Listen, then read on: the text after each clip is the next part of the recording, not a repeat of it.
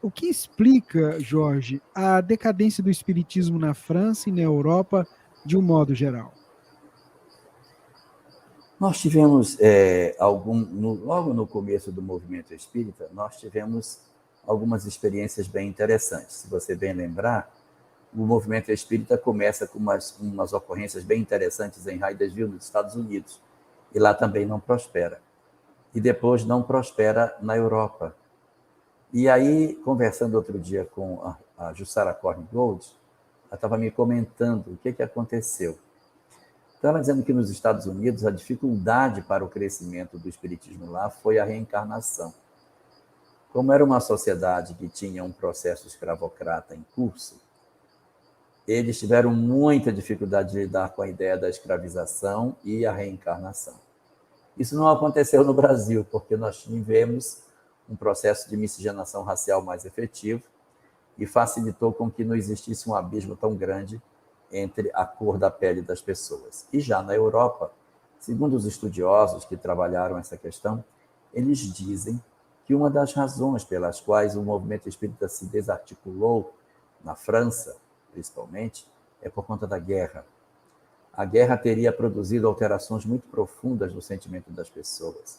O sentimento de desamor, de desassistência, de dor, de desamparo, levou dos homens a esperança. O Brasil não experimentou a Segunda nem a Primeira Guerra Mundial em seu solo. Então, nós não vivemos essas experiências lá. Eles perderam muitas pessoas e o desalento tomou conta das pessoas. Somando-se a tudo isso, o cristianismo do Brasil é um cristianismo que não experimentou a Inquisição de maneira forte.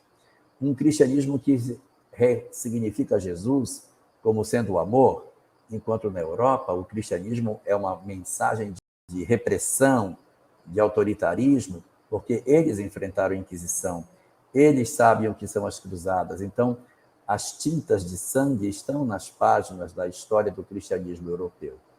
Isso faz com que as religiões tenham sido sempre vistas, nos últimos tempos, como instrumentos de dominação, fazendo com que, de repente, as doutrinas que traçam a questão para o espiritual são vistas com bastante estranheza pela possibilidade de quererem arrastar o ser humano para as vivências dolorosas que as religiões fizeram no passado.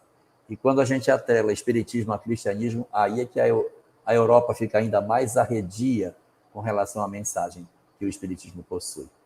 Então, essas razões levaram a esse processo de esfriamento. Mas hoje começa a acontecer uma retomada. E se você perceber, essa retomada exige literatura. Qual é o país que tem literatura espírita mais abundante? Indiscutivelmente o Brasil. Então, agora, o processo de tradução para o francês está se consolidando. E a chegada das obras que foram escritas em português, chegando na França, estão fazendo o processo inverso, quando as obras de Kardec desembarcaram no Brasil em francês para serem traduzidas.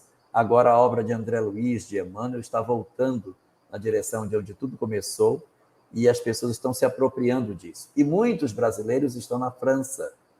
Nós temos vários, temos o Gabriel de Jales, que está na França, nós temos a Chiquinha, que também faz um trabalho maravilhoso na França, e muitos outros companheiros que estão ali levando essa ideia do espiritismo brasileiro e produzindo bons frutos. Acredito que em breve tempo a gente vai poder ter boas surpresas no solo europeu com a possibilidade da divulgação desse espiritismo maravilhoso que nós conseguimos conceber e construir dentro do Brasil.